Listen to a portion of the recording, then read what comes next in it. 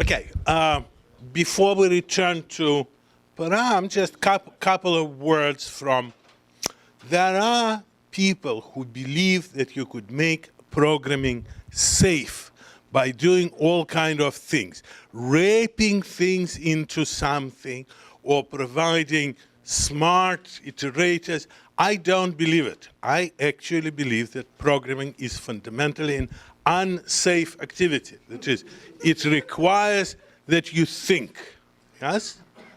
There are some famous, or at least famous and quote people who disagree with me. They say iterators have to be abolished because they might not converge together first to last. There is a fellow by the name of Alexandrescu who is on a crusade to eliminate iterators. What he doesn't get, well, there are many things he doesn't get, but one thing he doesn't get completely, iterators are, I did not invent them. They existed long before me. They would exist long after me and Alexandrescu. Again, what do I mean by that? I mean that there is this thing called pointer. It exists in the computer. It exists in real life. I could point, pointer, yes? Saying that we should eliminate them, replace them with smart ranges which always terminate is a ridiculous thing. Because you're trying to say, let us replace natural numbers with, which are known to be unsafe. There was this guy called Turing who proved that, you could do just awful damage with natural numbers, or Gödel, or whomever, all these guys, yes? And the same, you have pointers, they exist. They exist in the computer, they exist as a, conceptual thing, right? You cannot invent the world where sort of saying you could go from here to there always works. Because you could always do this by mistake, huh? I done it. I'm sure maybe even Jack did it. Maybe not Jack. So you go from the end to the beginning and you never get there. And, you melt the computer, you do all kinds of bad things. It happens. And it's perfectly all right. Again, what is the solution? I'm not advocating writing bad non-terminating code. Far from it. What I'm saying that the tool is not smart iterators. The tool is your brain. And studying, first mathematics, then, algebra, elementary algebra, beginning, then, studying algorithms and data structures, packaging them appropriately. There are no magic software tool which will eliminate bugs. It cannot be done. Nobody will ever invent a language which will eliminate bugs. Even Microsoft cannot do it. Maybe Facebook. But this is for me a fundamental position, since it's something. This is why I mercilessly, whenever I hear somebody saying, smart and or it helps, I'm against this approach as a rule. Yes. So I agree with everything you said, with the exception of, I'll draw an analogy. I can walk from here to Florida. Can you? But I can also, theoretically. Ah. I can also fly. It might take me 50 years, but I can walk. Yes. Fundamentally, I can walk it. Yes. Or I can fly. Yes. A plane is a tool that allows me to do the same thing quickly. You haven't got, these things are not planes. These things are things you attach to your leg so that you wouldn't break it. Concrete blocks attached to your legs. You walk carefully like that. Yes, that's what you got. No, I do not want to walk to Florida having two gigantic concrete blocks attached to my legs. I don't. You're welcome to. But at least I want, before I retire, get across this point to young generation. No, guys, do not believe in concrete blocks. Right? Do not believe that there is this magic tool which will take you to Florida or to the good search engine. It's not in wrapping pointers into any clever class. That's not the path. There is no such clever class. People who think that pointers need to be wrapped themselves in concrete blocks. Yes? I'm not suggesting, and I don't believe anyone is suggesting, that pointers should be wrapped for production code. But assuming you actually have a debug mode that you use specifically for testing and finding bugs, that's actually useful. The distinction that I'm making is that there are two ways that you can run your program, debug versus not debug. One is designed for finding bugs, and the other one is designed for running in production. I know. This is what you have been told time and time again by Microsoft people. Now, let me tell you, once upon a time, there were people who knew how to program, say Ken Thompson. They did not have debug mode, and they could implement Unix. Right? That is, it's all here. You have to think, you have to invent right things. You need not the debug mode, but you need the knowledge of algorithms and data structures. Writing messy code and then using a debugger is not the answer. You have to think systematically. You have to think systematically, and the only solution is to think systematically, ultimately. But what happens is that these concrete blocks or these band-aids which they give you replace what happens to why I'm so emotional about all this stuff. Well, because I'm an idiot, but that's just part of it. There is a grain of truth there. Because instead, there is a generation of programmers which, instead of reading Knuth, read Scott Myers and Alexandrescu. Right? You and start I want thinking to that tell because them, I have these guys, tools. wake up, throw this stuff away, go back to Knuth. It's not about using some tools or using a rule that every destructor should be virtual. Right? Rule number 73. If every destructor is virtual, your code will work. No.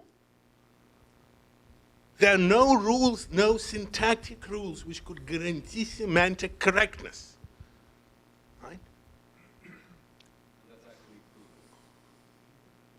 That is actually proven because you either have a Turing-complete language, therefore you could do it. Yes, there was this guy called Turing who proved it. So it's not, you either limit yourself. You could limit yourself by having a language which is not Turing complete, then certain kind of bugs will not appear. You could create a language where every program will terminate. Right? For example, if your thing is just a finite state machine transducer, programs will terminate. But it doesn't make them correct either. This is still not the way. I mean, having something terminate doesn't make it right. I mean, if we have code which terminates always, it does mean that it does what we want to do. Yes? So I agree with that statement. Like I said, like I keep saying, I agree. Yes. But if I write a bug, I'm human. Are you? Yes, I'm apparently human. Okay. I write bugs. Not proved. Not proven yet. If I write a bug, why should I allow the processor to melt when I can also run the code in a mode where instead of the processor melting, the processor just pops up a little dialog that tells me, hey, you just did something bad, you have a bug. Why would I refuse to have something tell me that I have a bug? Because this attitude leads to the fact that instead of thinking, what I'm telling you, that you have to start with thinking. When Paul and I were young, about 80 years ago, we were taught that we had to design programs, that we had to write specification. We had to know what the code was doing, right? Now I see a generation of programmers who are morally opposed to you guys. I'm not blaming you. You were conditioned. You start coding before you have any idea what the thing's supposed to do. And you type much faster than I or Paul can, right? That creates a problem. So I'm an old guy. I'm saying, guys, you have many brilliant qualities. You could create Facebooks and Amazons and many other amazing things, Twitters. But I think that you lost something in the process. Yes? I say that let us go back and try to understand. And when we understand, let us specify. Yes?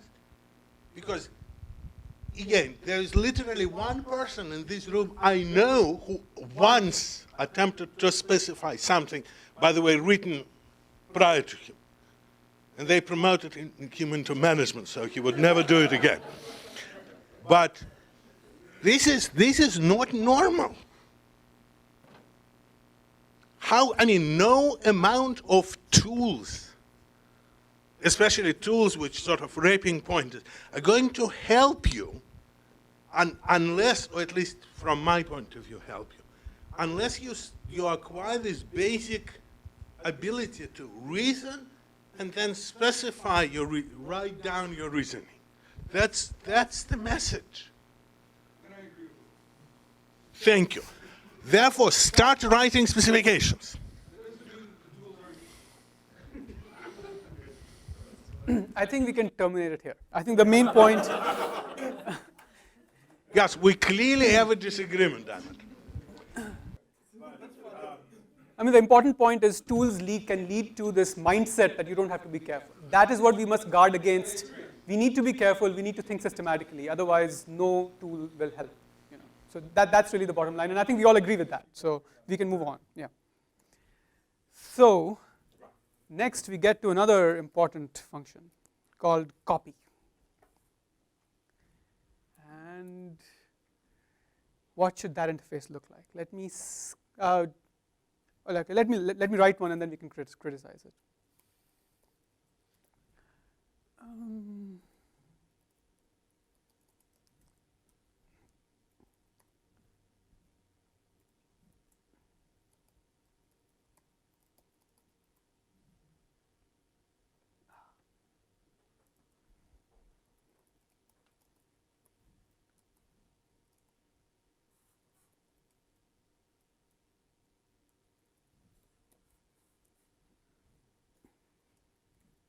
All right, we say copy from here to here, copy into there. Well, of course, this is wrong. No, this is good. This is good. Leave it like that. Okay, what's wrong with it? Yes, go ahead. First of all, we're returning void. Well, first of all, there's something very basic wrong with it, even before void. I mean, we would need a different kind of iterator. Yes, we would need to write into an output iterator. So let's fix that first.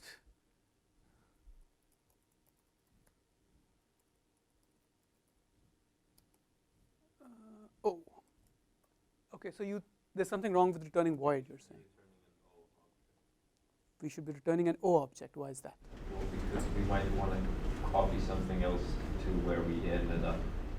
We might want to copy something else to where we ended up. So for example, you are copying into an array, you copy one range into the array, and now you want to copy something else continuing from where you stopped, right? So you need to know where you stopped. There is no other way to find out except by returning O. By the way, let me interfere here, just to tell a story. Apparently, it is obvious that we need to return O. Yes? Well, if you go and look at the code which I wrote while at Bell Labs, which was reviewed by multiple glorious people, it was returning void. Nobody objected. It's all online. You can go look. And it was eventually released as standard components block algorithms, which was returning void. Yes? And by the way, was taking I here. Just so that you know. And nobody noticed, me included. Right? So let us think about why it's not self-evident. Because of course, when I was working on that, the primary iterator type of which I was aiming is called pointer. So therefore, it was T star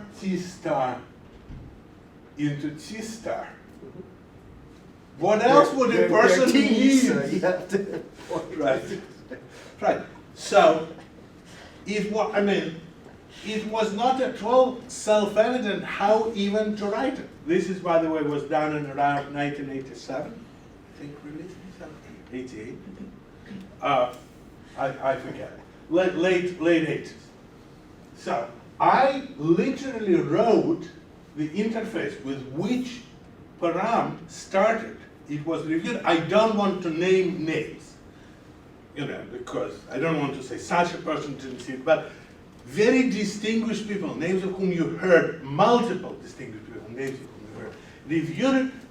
Everyone said, of course. Who else would want anything else? So there was no idea. What I want to show here, that these two things are related. So as long as it was, could you put T star?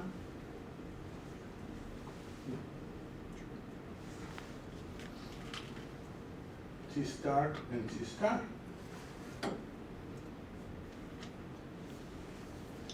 There was an innovation. I was the first guy who started using bounded ranges. The convention at Bell Labs before that was counted ranges always. If you look at sort of the interfaces of all of them, they're counted ranges. So I started doing this, but I still sort of assumed, void. I still assumed that if you wanted to know how far you reached, it's very simple. You take destination, you add last minus first. Again, I did not see that it might not work for some other data structure. So things were related. It's only when I realized that the same function could possibly work cross iterator types, that you could copy from an array to, say, a list, when the problem started sort of developing. Yes? Did you ever want to copy from an array of shorts to an array of ints? Not in this context. No, that was the interface. I'm showing you the interface. I don't believe, by the way, if you ask my opinion, I think such a thing is impossible. You cannot copy from ints to shorts. You could transform from ints to shorts. Copy, in general, when I use word copy, I mean getting something equal to the original. If you're cutting bits, you're not giving me equal to the original. This is just advanced. But no, I didn't think this was I'm just reporting how I saw the world. Right? So it wasn't self-evident. What right now we're sort of saying, oh, everybody knows. First of all, not everybody knows. Second of all, I didn't know for years. It took me several steps to realize, to realize that. So, when I call other people fools, I'm the first of them. I made, for every mistake, I know I made it. This is how I know it is a mistake, because I made it. Okay. The same thing, with the earlier example, find if, those were not stupid people. They were, they had spent a long time thinking about the interface, but it's just, you have to think about these things, you have to continuously improve upon them, and that's the only way you end up with. And simple things are important. Let me tell you another great point which took me many years to realize, is that there is this idea, very popular idea, that important things are hard things. I remember when I did STL, a certain guy at HP Labs comes to me and say, well, that's all right, but if you wanted to make something useful, you should have built a library with octal trees. That was self-evident for him that all this vector stuff, who would want that? So, you have to do something really clever. Otherwise, simple things. Okay, after many, many years, what I learned that, first of all, what is important are simple things. Because for every one person who uses octal trees, there are about 1 million people who use copy. I'm serious. I never met a person who uses octal trees. So they do exist. Copy is something, whether you use the copy from STL or not, you write copy loops. Always, that's what I mean. But I'm explanation, what is in programming at A9? Oh, we just copy data from one place to another. For the most part. For the most part. Sometimes we add one. Sometimes, but this is why, so simple things are important. The second thing which took me years to realize, it's simple things. Things like copy are very hard. It takes years to really understand it. And here comes the next story. And I mean, we touched about on coherence before, right? Your interface has to sort of be consistent across the different functions you're writing. And if you start with something like an octal tree, you have no hope of coming up with something that makes sense. I mean, if you start with this, you can maybe discover the right primitives, and then once you know that, you can maybe discover the right interface to an octal tree. But if you start with an octal tree, there is no hope. Yeah. Now, let me tell you the story, then Param will continue. So the next thing which we will look is copy n. And the story is that copy, while most n functions, like find n, were thrown out originally, the story was that I wanted all kind of variations, and my dear friend Bjarne Strustrup said, well, that will never work, they'll never vote for so many functions. So we have to throw away as many functions as we can. So all n functions disappeared. They just were gone. Now, eventually, they started putting some n functions back in a systematic way. And one of them was a copy n function, which, again, in some sense it is my fault.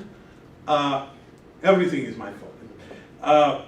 But this one, what happened was that it was missing, and many people were complaining. Many people were complaining. Copy n probably should take care as an argument. So, but therefore, I asked one of the leading lights in the library group, and I don't want again to attach it. Right, so I said, well, why don't you put it in the STL? I mean, and he did. And I didn't check what he did, because I assumed he is awfully clever. I'm not saying the guy is stupid. He's awfully clever. Therefore, I assume this is a very clever guy. He works with me closely. Well, he was reporting to me. Okay, I'll give you a hint. So,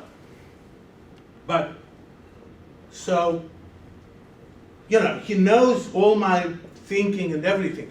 Copy n, how could he get it wrong? Who could get it wrong? Okay, he submits a proposal. It is reviewed by the entire standard committee, and these are most brilliant people in the world, as we well know. And let us see what they have.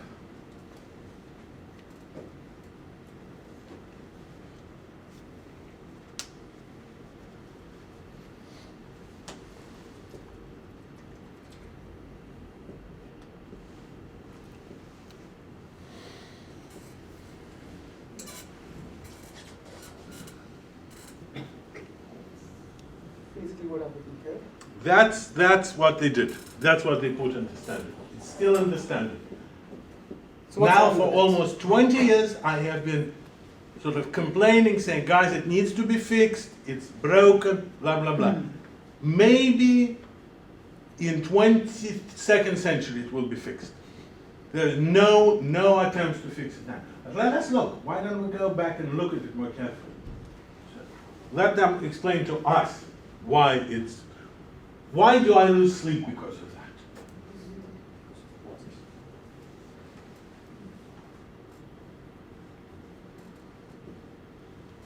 Hernan, why do I lose sleep? Because I'm old? Yes, that too. It's not returning n, right? It doesn't tell you how many copy. Why should it return n? Why should we bother? Oh, No, it doesn't the guy who return. designed it said, it's for sure I don't need to return n, because n is going to be 0, he says. Always. So let's write the code and then we'll know. Let's write the code and then we will know. That's right. Is he right? Is it a good approach? Yes. Let's write the code and then we will know. But you understand that n becomes 0. It for sure, absolutely. Yes. While n. First, what you do, you copy from destination to first, and just, it will annoy Paul, but let's put plus pluses on both sides. Oh, this is much better. Oh, wow. Plus Yes. plus Right. Yeah. No, why not? Okay, you could do it Paul's way.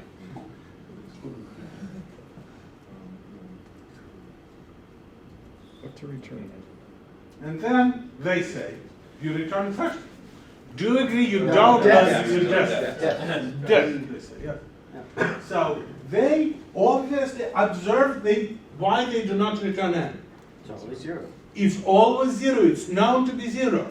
Well, people say, but what if there is an interrupt? No, guys, there's no interrupt. So please go the only way out of this loop.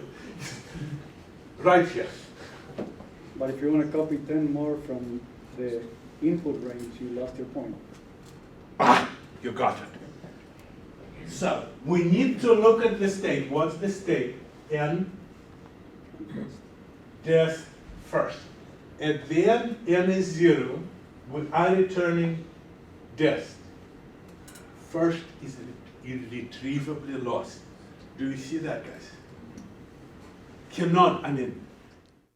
And if it's an input iterator, it is actually irretrievably lost. There's no way to get it back. If it's a linked list, it's practically speaking irretrievably lost. You have to march from the beginning to end step. Annoying. Right? So, but again, what did we break? We broke this fundamental rule. I think I'm so loud. I think they could hear me at Google. So,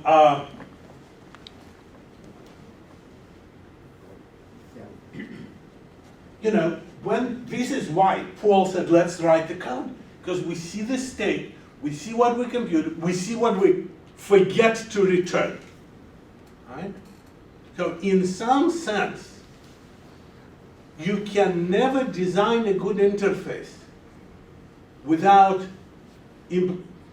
implementing the stuff. This is, again, you were taught this nonsensical thing called top-down design. That you could design things from top down. No, you cannot. You have to, it's top, bottom, top, bottom, top, bottom design. You have to look both ways. You have to know what, you say, but it's hard. Yeah, nobody said that design is easy. I mean, it's not easy, but you do not know.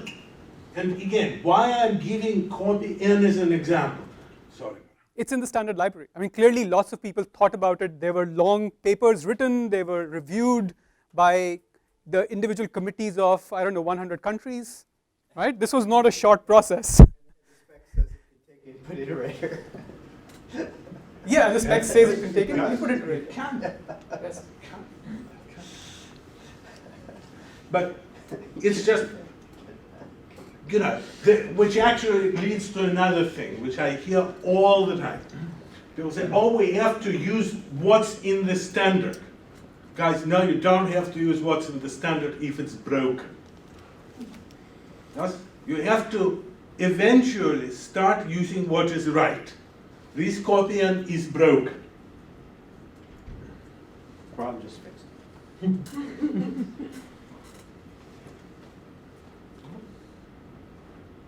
It's very easy to fix, observe. It did not require writing any code. Again, people say, well, but, you know, we need to do some extra? No, we actually don't need to do it. It's the same code. And if at return point,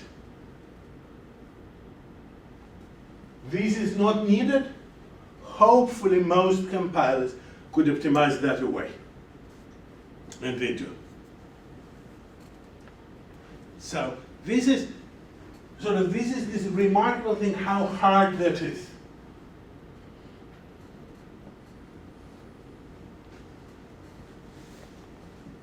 So this is again, if you get one thing out of this course, the one thing should be this. That it's important to design interfaces, components correctly. And it's But about Parag doesn't like it, he's correct. When I say design interfaces, he said, but you cannot design interfaces.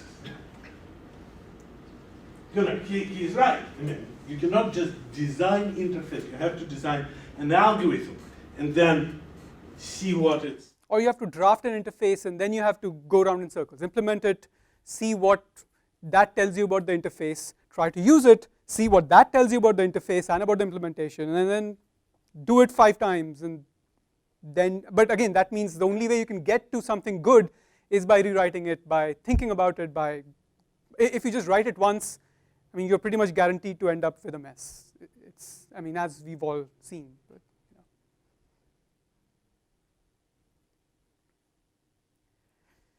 you know. Okay. I'm sorry. We have 20 minutes left. Should we talk about performance? I don't know if we have time for that. We can start. We could do another interface. Would you like to try another more difficult interface? I would like to ask you about specifications. Yes? So you said we need to have a specification. Yes. What is the form of a specification? English. Prose? Prose. Okay? I did use you as an example. Did you use formal language? Good. Therefore, Ahmed, if he ever wants to find out how doc vectors are structured, could understand. Again, this is something, you know, at the end of this lecture, if it leaks out of A9, you know, I already insulted all the great C++ minds. Now I'm going to attack all the theory guys. Theory guys, like my friend Leslie Lampert, says that you have to specify things in CLA+. My answer is no. No, you don't need to. Okay? The remarkable thing that, for example, mathematicians do not use formal notation. We have this wonderful mathematics that have been going on for thousands of years. And according to Leslie, he says that mathematicians write sloppily. Yes, they do. But observe, things still reach the moon using their mathematics. Radio works, Maxwell equations get solved in spite of sloppy writing. How about doing specification in a set of tests, like test-driven development? This is very good. Yes, I'll get to that. But I think the first step, and here I'm going back to Dijkstra. Dijkstra was insisting that it's a necessary thing for a programmer to write good English. He would, people would write him letters with some programs and things. He will correct their English and send back without reply. That is might be too much, but he's right. The mastery of English, ability to write comprehensible English is very important. I don't think that you guys should aspire to writing formal specification for what you do, but you should write something in English that a fellow human being, say Anil, who is a fellow human, are you a fellow human being? Barely. Yeah, he says barely, so whatever, which Anil could grasp. So this Anil's test, and Anil is not just, Anil is a highly intelligent person, sorry, You know, he's well educated, literate. So he is the target audience. I'm not saying that you should write specification which a total idiot should grasp. That's impossible. Right? And this is not the target audience. The target audience is an intelligent person. Again, Anil, I really want you to sort of think about Anil. You want to explain your interface to Anil. If he doesn't get it, that's bad. Right? If your data structure is correctly described, it is bad. Right? So, you have to specify. And by the way, Lamport gave a talk at Amazon a few months ago where he basically agrees with it. He says, you first write, and it's all about specification, so it's a good thing to listen to if you're interested. He also says, write it in English first. That will, at least that will force you to clarify your thoughts about what is this thing actually doing exactly, precisely. And then, in some cases, if you want to prove theoretical properties of that specification, write it in TLA plus and it will do things for you. But start by writing it in English. Yes, start writing it in English. Use algebra. I do not mean abstract algebra. I mean, you know, x's and y's. For example, as a simple exercise, let me challenge you. Do you remember this function Sean was talking about called rotate? Try to write a specification for rotate. I mean, you could, obviously you could find it on the web. And if you're really lazy, just do that and read it. It's better than nothing. But I think it's a good exercise to try to sit down, not implementing it, but specifying it. Okay? And then we go, why specification is important? Because you cannot possibly test your stuff unless it's specified. Because you don't know what it does, you really don't. Right? Because otherwise, you know, I have a friend who for a while was a compiler manager a long time ago at Honeywell. There was a company which used to make computers. He was making a compiler for Multics. Or maybe he was at Boros already, I forget. He's an old compiler guy. So he was doing a compiler, and he found, while testing it, some operating system bug. And he filed a bug report, which was rejected by the head of OS group with the following thing: works as coded.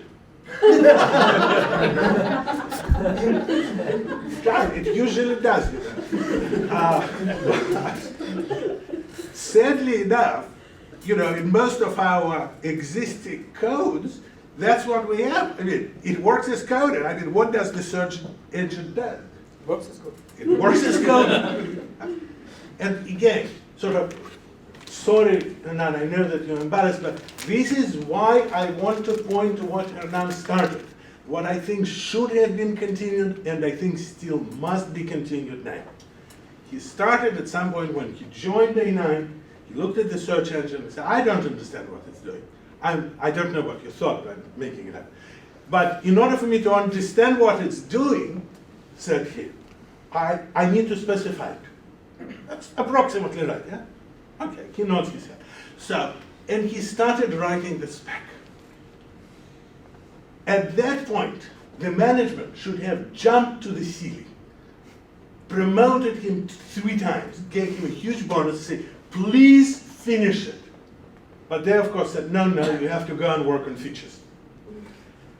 I think it's a tragedy.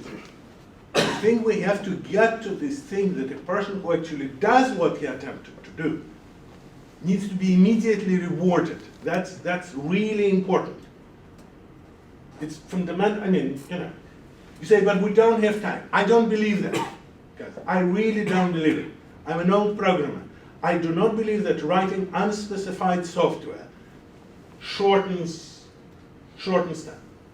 So we had a Charles is an engineer here before. I know Charles, yes. So that was a really big eye-opener for me, and I sort of view the specification as a checksum on the code. So when you're doing a code review, if you don't have the checksum, how do you know that that review is, you know, how does that change because it bad. works like as code. Works as code. Right, and It does what it when, does. and when you look at the code, is this behavior incidental, or is it because Intended. it's intended, and if you don't have that checksum, you just have as Yes. coded, and you can't tell. But this is very, very important. Again, sort of, you have, when you write copy, and you also have to go and write in English what it does. Because, it's useful. It's important. And often it leads to discovery of bugs. It leads, if you cannot explain in English what your function does, it probably indicates some profound problem with your function. Huh? Because, it just does something, but it's beyond words. It is probably beyond words. And you have to stop. Right? But it has to be, again, I know that it's not a career-enhancing behavior. But at some point, we have to decide whether we want to do what will lead to big bucks or whether we want to do what is right. We're talking more about it later. But I claim that fundamentally you want to make a choice now, that you will be doing what is right. This goes back to, we were talking about, is programming a profession? Do we have professional ethics? And what are these ethics? Who are we? Are we just guys who grab money because it's, there's this free cash flow? we could just stuff it into our pockets? Or because we are, Ram says, professionals. We have some standards. Nevermind method, pardon me. You should do things because management tells you to do things. You should fundamentally do it because it's right. And you say, well, Alex, don't you cut corners? Of course I cut corners. I'm lazy, as much lazy as the next. Actually, no, this is not true. I'm more lazy than the next guy. Right? So, of course I don't want to write things down. Of course I don't want to design. Of course I do quicker. I'm not claiming any moral superiority. But I'm saying but you have to be honest with yourself. Right? So, I don't know whether I answered. Yes, and you need to write tests, guys. Sort of, again, it's an annoying thing, but, recently, meaning like a year ago, comes to me and says, we have this crisis. Somebody checked in the code which doesn't compile. I don't know whether you remember this. Guys, no, you should never check code which doesn't compile. But I'll tell you, even greater, you for sure should check code which doesn't run. You have to write tests. Untested things do not run. There is a famous story about Knut. I think it's not apocryphal, but true, that he wrote some program and sent a letter to his friend, I forget who it was, saying, oh, I proved it correct, but it's not really tested. Which is... I don't know if it's correct. I haven't run it, I've only proven it. So, should you attempt to prove programs correct? Absolutely. I don't mean some formal, I do not mean mechanical theorem proving, but using simple reasoning. You should attempt to sort of, especially if you write specification, to prove its correctness. It's not really hard in this particular case. In most cases, it's not that hard. You should attempt, but then you should test it. And all of you know that, what you need to test. You need to test it for an empty range. You need to, you have to test it on sort of border conditions. You have to test that what it returns, it's really what you think it returns. You have to do it. But it's, sadly enough, we have no discipline like that. This is what, these are old things, but right now what we say is no, we should just wrap it into a function object and then it will work. We replace syntactic idiocy for these old things. No, making it into a function object doesn't solve anything. Doesn't make it correct, doesn't prove it, doesn't test it. Writing in English, yes. So, it's not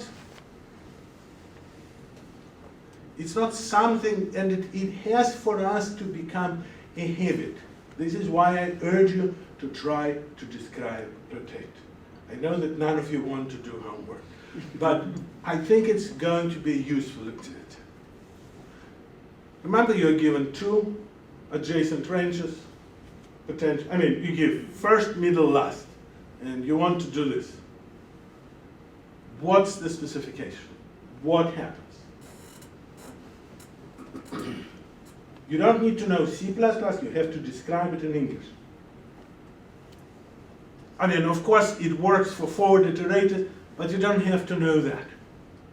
Assume that it's some kind of indices into some, you could do it in Java, in Python, but spec is in English, mind you.